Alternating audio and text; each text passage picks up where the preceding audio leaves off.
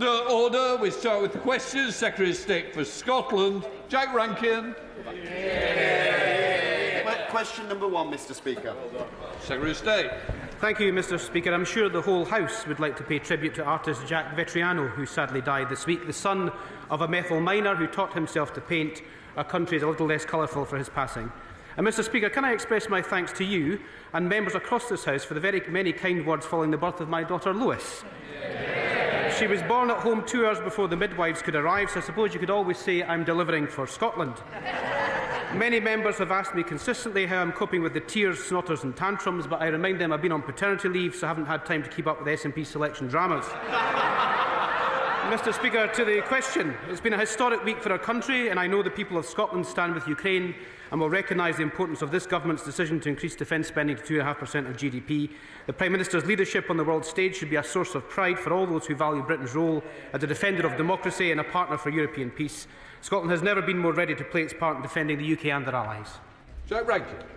Thank you, Mr. Speaker. Scotland's world-class defence industry will play a key role in rebuilding Britain's military capabilities. On my visit to Babcock at Rosyth, I saw first-hand how defence spending benefits Scotland's SMEs. But investment in Scotland's defence SMEs lags far behind the rest of the United Kingdom, accounting for just 2.5% of the MOD's total spend, largely due to the hostile environment created by the SNP. How is the Secretary of State working with the MOD and Scotland's defence industry to unleash Scotland's SMEs and enhance our nation's defence capabilities? Mr. Speaker, can I thank the honourable gentleman for his question and for the cross-parliament support for the Prime Minister's actions on Ukraine and indeed defence. Scotland needs all its political leaders to proudly stand up for our defence industry. Scotland has led the UK in defence and has been home to its nuclear deterrent since the 1960s. I recently hosted a defence industry roundtable to discuss sector priorities and opportunities, and as part of our Brand Scotland programme, I have discussed those in Norway and South East Asia. I welcome the announcement by the Prime Minister of new SME spending targets for defence. This will boost access to UK defence investment, unlocking new jobs in the process. Joani Reid. Thank you, Mr. Speaker. Does the Secretary of State agree with me that the SNP's reckless pledge to scrap our nuclear deterrent at Faz Lane significantly threatens our national security at a time of significant international and does he agree that Trident, when the First Minister said that Trident has no tangible or realistic benefit to our current security challenges, does the Secretary of State share my view that the stance is fundamentally naive and demonstrates that the SNP cannot be trusted with Scotland's future? Can I thank the honourable lady for that question? And indeed, the First Minister is all over the place in terms of defence. He suggested that we should increase the 2.5% of GDP on defence spending by scrapping Trident. That's already included in the 2.5%, so would have made no difference whatsoever. They're not credible at all on defence in Scotland, and I would urge everyone in this House, every single party, to get behind the Prime Minister in our national interest. Dr. Scott Arthur. Question number 2, Mr. Speaker. Minister. Thank you, Mr. Speaker. The Employment Rights Bill will represent the biggest upgrade of workers' rights in a generation, banning zero-hours contracts, ending unscrupulous fire and rehire, day-one protections for paternity leave and against unfair dismissal, better access to statutory sick pay. And with International Women's Day fast approaching, we should remember that it is working women who will disproportionately benefit from this groundbreaking legislation. That's what change looks like. That's the difference a Labour government makes. Dr. Scott Arthur. I thank the Minister for a reply. Residents right across Edinburgh South West welcome the improvements to workers' rights, but parents in my constituency are really concerned about the impact of the growing gap in attainment in Scottish schools between the richest and poorest, and what that means for their children finding their first job. This week I've been inundated with comments from parents who are concerned about the recent Audit Scotland report on support for children with additional support needs in Scotland. Absolutely disgraceful report.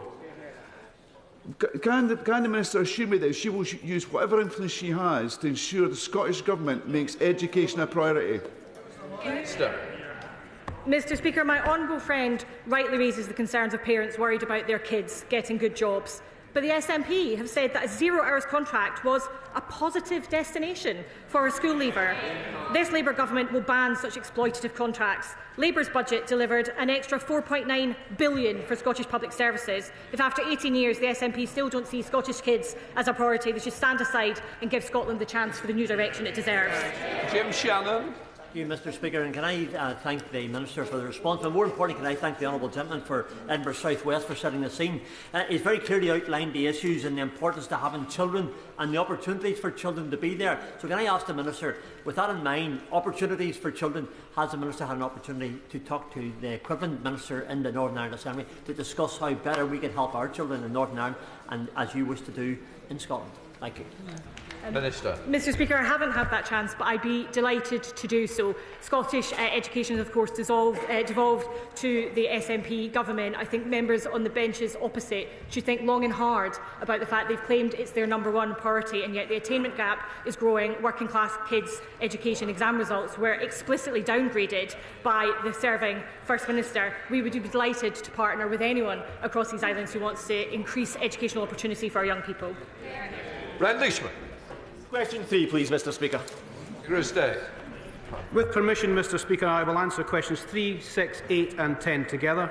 The Scotland Office is playing a key role in driving economic growth in Scotland, ensuring our new industrial strategy works for Scotland, securing Harland and Wolff's future to protect hundreds of jobs in Arnish and Methil, and I led the cross-government ministerial task force to secure £200 million from the National Wealth Fund for Grangemouth.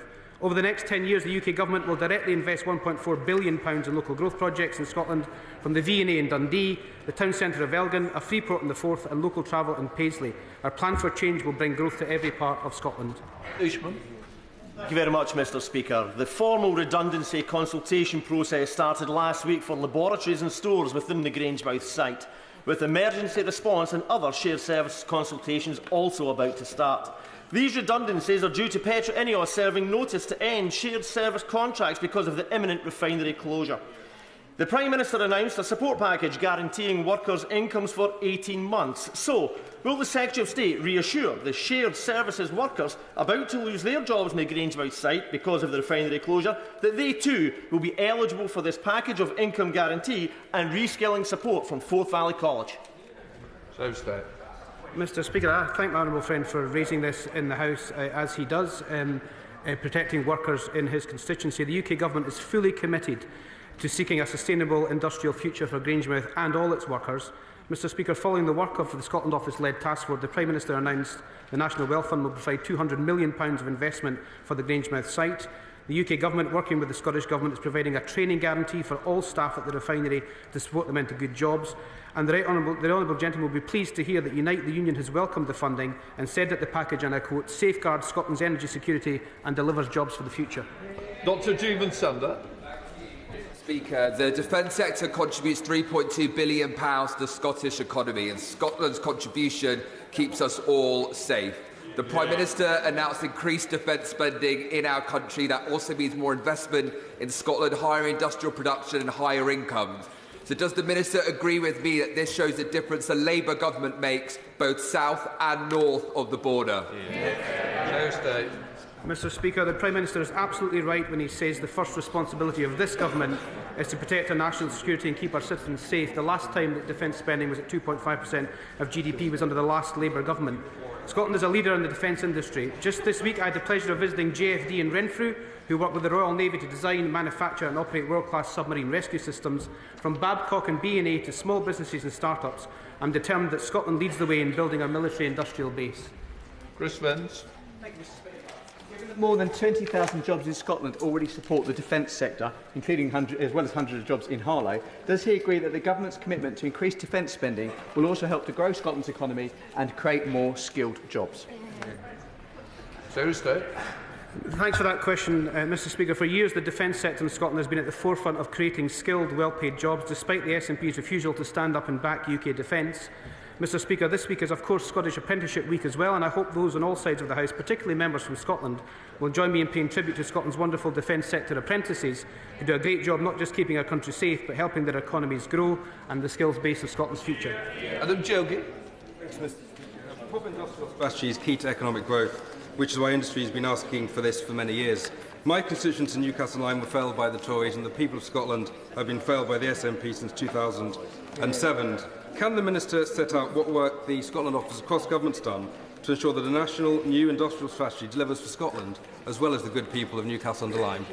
Mr. Speaker, the SNP Scottish Government and its members seem to think that defending the defence industry is done on Twitter. Mr Speaker, this government inherited not just a fiscal crisis but an industrial one as well over 10 years without a clear industrial strategy. I was pleased to meet recently with the Chair of the Industrial Strategy Advisory Council and welcomed my right honourable friend, the Business Secretary, to Scotland last month to meet business leaders at the forefront of Scotland's industrial future. Already this government has delivered, amongst other things, £200 million for Grangemouth, £2.6 million for the V&A in Dundee, job security for 300 skilled workers at Halland and Wolf shipyards in Bethel and Arnish, and just this morning we announced £55 million for the Cromarty Green Freeport to expand its capability for floating offshore wind. That's a commitment to growth this government makes to the country. Thank you, Mr Speaker. The SNP government continues to be opposed to nuclear energy, despite the huge economic benefits it would bring to Scotland. We can see this from the jobs and investment that Torness Power Station generates. So does the Minister agree with me that investing in nuclear would help bring down bills for consumers, help the environment and create many more jobs? Secretary of State. I couldn't agree more with the right honourable gentleman. We should be having a nuclear policy in Scotland that allows us to have nuclear power to bring down bills and give us that energy security. And of course he's also right. The SNP are against nuclear power in Scotland, but they're very happy to take the base load from England. Wendy Chamberlain. Mr Speaker, the Scotch whisky industry is central to the economic growth of Scotland, and I was very pleased to hear at the dispatch box yesterday that EFRA are not moving forward with their consultation in relation to single malt. But can the Secretary of State explain why we were in this position in the first place? What consultation was had between EFRA and the Scotland office before this consultation was opened? I agree to the honourable lady in terms of the commitment that was given by the Chief Secretary of the Treasury at this dispatch box yesterday, and I just reiterate that the only watering down of whisky in Scotland will be the little bit of water that some put in it to taste it. Mr Speaker, the Secretary of State will be well aware of the manifold range of family businesses, family-owned businesses in Scotland, many of whom are very large, trading multi-million-pound balance sheets every single year. The Chancellor's move to change the rules around business property relief threaten, at best, these businesses potentially getting sold off to PLCs and, at worst, them getting liquidated to pay for their liabilities to HMRC. What assessment has the Scotland Office done on the potentially catastrophic implications for Scottish enterprise of the BPR changes in train from the Treasury? Mr Speaker, it seems to be that SNP members, when they came back to this chamber back in July, have decided to defend the Conservative government's economic record. We inherited a £22 billion black hole. The Chancellor, when she came to this dispatch box for the budget, had to fill that black hole and end austerity, which is what we promised. It delivered £4.9 billion to the Scottish budget, which the honourable gentleman's party is intent on spending. And Mr Speaker, this is the key point in all of this. This is the key point here. The SNP members in this House have objected to every single measure in that budget, but they're very happy to spend the money. Thank you, Mr Speaker. If the Secretary of State wants to help economic growth in Scotland, can I suggest he looks at oil and gas, ending licensing of domestic production, which will not make the slightest difference to how much we consume, will lead to the loss of tens of thousands of jobs, 35,000 jobs, billions of pounds in tax revenue, and we will then import the oil and gas with higher embedded emissions. The Secretary of State knows that's crazy. Can he use it? He can't say so publicly at the dispatch box, but can he use his good offices to persuade his fellow Cabinet members that this is not a sensible course for Scotland? Mr Speaker, this government backs the oil and gas industry in Scotland. We've consistently said that oil and gas will be with us for decades to come, but that sits across our side. Our national mission to get to clean power by 2030. It's a mission that we should all be backing, not just for the jobs of the future, but to bring down people's bills as well.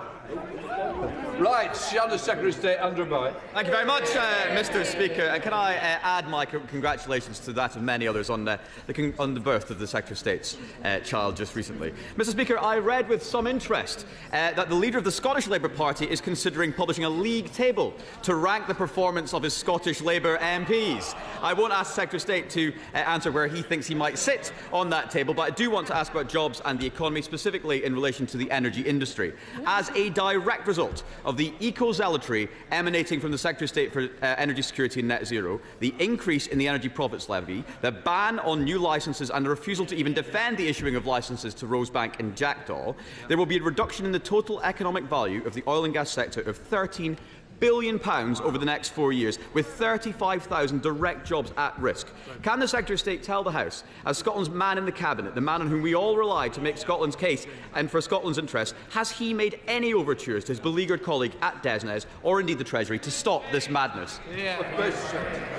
Mr. Speaker, the Shadow Secretary of State will know that the Government is working very hard after the Finch decision and the decisions around Rosebank in terms of oil and gas, and he asks me to answer the question about where Scottish Labour MPs would rank in that table. Scottish Labour MPs on this side of the House, Mr. Speaker, are in the Premier League. He's in the Sunday League. Goodbye. Thank you very much, Mr. Speaker. And as my right honourable friend says, there's nothing wrong with the Sunday Leagues. Just as he and Scottish Labour were silent on gender recognition, just as he and Scottish Labour are silent on taxing family businesses and farms out of existence, he and Scottish Labour are silent on the loss of an entire industry and its workforce, which will decimate the north east of Scotland and indeed impact the entire UK economy. So if he and indeed his Scottish Labour colleagues are not standing up for Scotland's interest, for Scottish workers and Scottish industry, can he tell me what just is the point of Scottish Labour? Mr. Speaker, this Government is fully committed to economic growth, and as I've said already, the Prime Minister has said and the Chancellor has consistently said oil and gas will be with us for decades to come. We support the industry. We're working through the issues that have been risen by the legal cases that has been referenced by the Shadow Secretary of State, and our Clean Power mission by 2030 will create jobs, create that economic growth, lower bills and give us that energy security for the future. Liberal Democrat spokesperson Joani. Thank you very much, Mr. Speaker. If economic growth in Scotland is to succeed, our world-class universities, the knowledge, the skills and the jobs that they provide will be absolutely vital. Last week, Edinburgh University announced that they face a £140 million deficit, projected to be the largest in the UK. That's hugely concerning for my constituents, and I'm sure also for the Minister. The principals cited several issues, including the national insurance changes.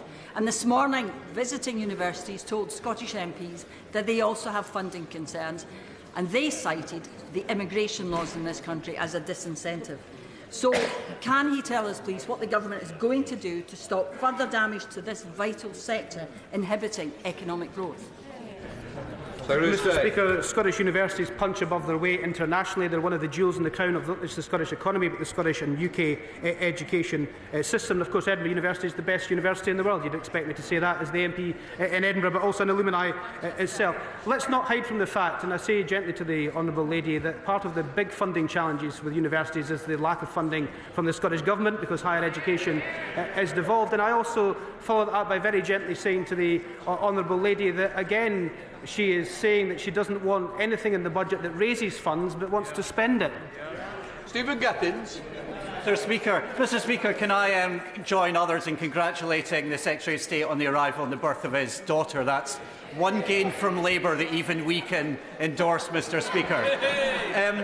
One of the most important areas that business has identified for growth has been around a more Scotland-specific approach to migration.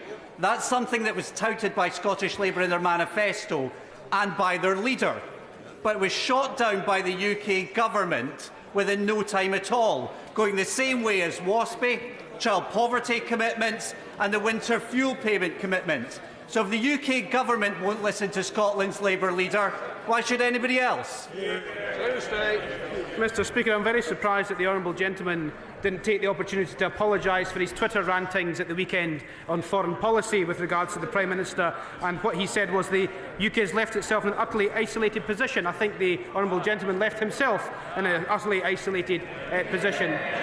This Government is completely committed to economic growth, completely committed to transforming lives in Scotland, and we're also already seeing the fruits of that in the Scottish context. And I would ask the SNP to either get behind that or give Scotland a new direction and get out of the way. Stephen Gittins. If the Minister had bothered to read any more deeply, I was saying something that he once agreed with. Leaving the EU left us more isolated. He once agreed with me about that before he went into government. But then he agreed with me on other things before he went into government, like tackling fuel poverty, tackling child poverty. Or is the Secretary of State no longer worried about these issues and more worried about league tables? Or a situation where he's more worried about being in the relegation zone? Do you know what's really interesting, Mr. Speaker? Throughout all of this, not once has he stood up for his leader. So it makes me think that if we shouldn't listen to his leader because they're not listening to his leader anymore either. State. Sorry, Mr. Speaker, I lost the thread of that question about halfway through, but the one thing I did take from the question is it was absolutely identical to the question from the Tory Shadow Secretary of State. That tells you all you need to know. Ross. Minister. Thank you, Mr. Speaker. Economic growth is this government's #1 mission. These changes to national insurance contributions are being made in the context of a resilient labour market, with the estimated employment rate up 0.9 percentage points over the last quarter of 2024. We are creating jobs and opportunity through our plan for change and truly making work pay to help raise living standards right across the UK. Hurry across. Thank you, Mr. Speaker. The Labour government's decision to hike national insurance is a cost on business before they even open their doors. Yep. And in recent months, I've spoken to many businesses across my Gordon Buchan constituency, and each has said to me how worried they are about the changes. In response to my recent business survey, one large business in my constituency said that they're looking to cut up to 25 jobs because of the next changes, and saying that it is beyond belief that the Labour government have decided to do this. Given that this example will be replicated in constituencies across Scotland, including the ministers, can she really stand at this dispatch box and say that she believes in this policy, which so directly hits jobs, employment and growth across Scotland? Mr. Speaker, I do believe in this policy in the same way I believe in all of the announcements that were made in this budget. As so often, members on the opposite benches, they will the ends of the budget, but not the means. If you want the changes to public services that our constituents both rely on, you need to have revenue that pays for it, and that's what this budget was all about. Cleaning up the mess that we inherited and getting investment into the public services that so desperately required.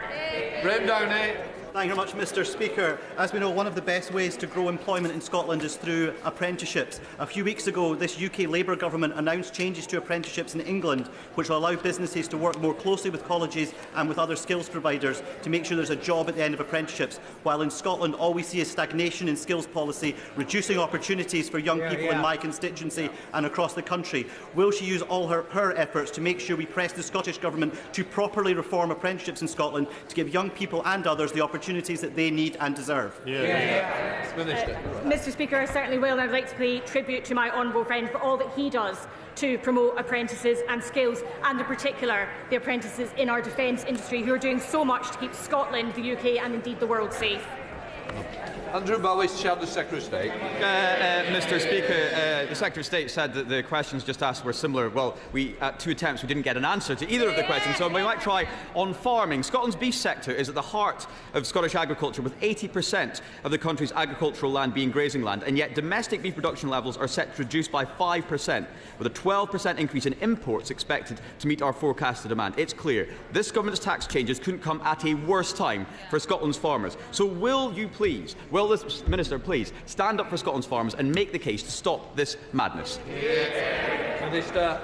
Mr. Speaker, the honourable gentleman is perfectly aware that currently 73% of agricultural property relief claims each year are for less than £1 million. So almost 3/4 of estates claiming the relief are expected to be entirely unaffected. According to the latest data from HMRC, 40% of APR is claimed by just 7% of estates making claims. That means that just 117 estates across the UK were claiming over £200 million of relief in 2021-22. Farmers will be able to pass down their family farm to future generations, just as they always have done.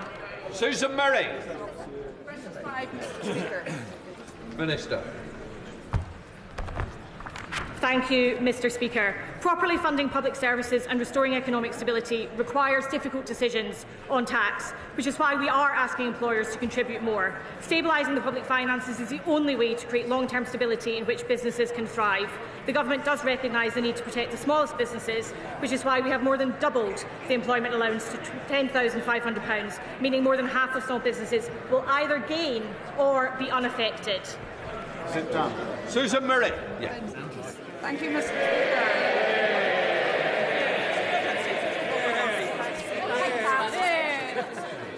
One of my constituents has told me about one of their clients who's a business care home owner, which is facing an increase in their operating costs of £70,000 a year as a result of the national insurance increase. Most of their caring staff work on a part-time basis, which suits their family circumstances. However, for each part-time member of staff, the business must pay an additional £615 per year as a result of the change to the National Insurance contribution thresholds in the Government's October budget. In Bartonshire and across the UK, there's a growing demand for social care. So, what is the Government going to do to help businesses in the care sector who've been hit by these increased staffing costs at a time when there are significant rises? Thank you, Mr. Speaker. And I'm sure the honourable member from Midlothian Bartonshire and members on all sides of this House will join me in paying tribute to Scotland's social care workers for the incredible contribution that they make. Social care is, of course, a devolved issue. The Scottish Government has now received the largest budget settlement in the whole history of devolution, in addition to support for additional employer national insurance costs. They can choose to, and indeed I very much hope they do, deliver additional support for social care. You stand back. Speaker, the impact of neck changes in the budget is £5.2 billion more for Scotland. Record funding to invest in our NHS, protect the successes of devolution and fix our local services. But the Scottish Government have squandered the latter opportunity by continuing to underfund our councils, leaving Falkirk Council with a £28 million hole to plug after 8 years of SNP control. Does the Minister agree with me that the £5.2 billion secured for Scotland by these benches could have been used to fix local government, but instead the SNP have chosen to leave the people of Falkirk to pick up the bill? Thank you, Mr. Speaker. Not only do I agree with my honourable friend that the SNP government is at risk of squandering this historic opportunity for Scotland, I suggest the SNP government might like to ask their members of Parliament opposite why they voted against this historic budget in Scotland's